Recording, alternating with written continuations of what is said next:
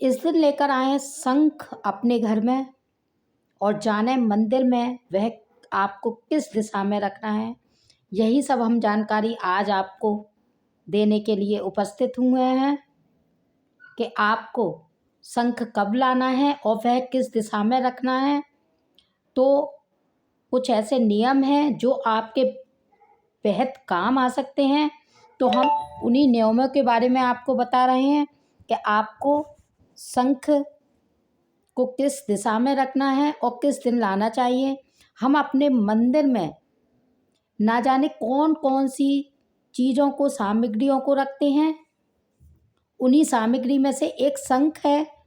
यदि हम अपने घर में शंख को रखा जाए तो इससे जुड़े बहुत सारे मिथक सुनने में आते हैं। लोगों को पता होना चाहिए कि शंख रखने के वास्तु के नियम क्या क्या हैं। हम सबको पता होना चाहिए और हम वही बताने के लिए आपके सामने प्रस्तुत हुए हैं, क्योंकि जानकारी के अभाव में अज्ञानतावश लोग बाग शंख को लेकर तो आते हैं, लेकिन उन्हें पूरी जानकारी नहीं होती। आधी अधूरी जानकारी के आधार पर वह शंख को लाते हैं और प्रयोग करते हैं, जिसमें लाभ की वजह उन्हें हानियों और परेशानियों का सामना करना पड़ता है, जिससे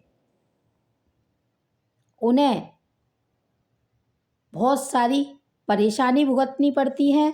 तो हम उसी के बारे में बता रहे हैं कि उसके क्या नियम हैं और हमें शंख को कब लाना चाहिए, किस दिन लाना चाहिए और किस दिशा में रखनी चाहिए। मैं पहले घर में शंख रखने के कुछ वास्तु के नियम आपको बताती हूँ। यदि आप शंख अपने घर के मंदिर में रखना चाहते हैं तो ऐसे में गणेश शंख का चुनाव कर सकते हैं। इससे अलग आप गौमुखी शंख, कौरी शंख भी बेहद आपके लिए उपयोगी साबित हो सकता है। तो आपको क्या करना है मैं दोबारा बता देती हूँ। अगर आप अपने घर में शंख को रखना चाहते हैं तो आपको गणेश शंख या फिर गौमुखी शंख को आप रखेंगे तो आपको बहुत ही ज़्यादा लाभ मिलेगा। आप चाहें तो एक दक्षिणावर्ती शंख आता है, उसको भी आप अपने घर में रख सकते हैं।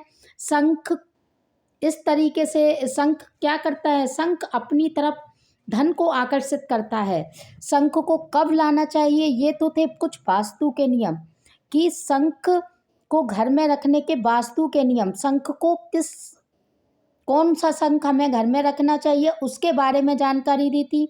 अब शंख को हमें किस दिन अपने घर में लाना चाहिए, यह जानकारी भी आप सुन लीजिए। शंख को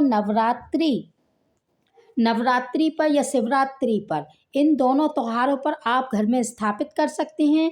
इन दोनों में शंख को खरीदना बहुत ही शुभ और फलदायी और लाभदायक माना जाता है।